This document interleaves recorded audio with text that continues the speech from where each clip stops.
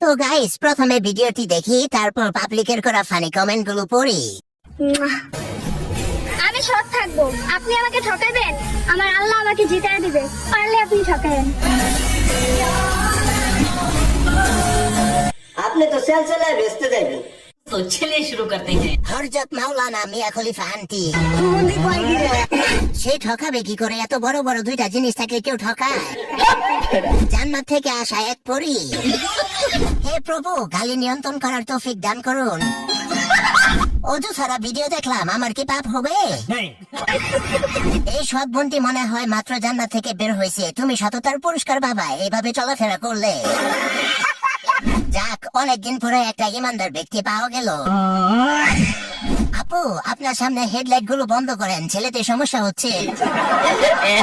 ছেলেদের বলতাছি, তোমাদের জন্য জান্নাতের হুর আসছে, নিয়ে যাও, পরে নাও পেতে পারো।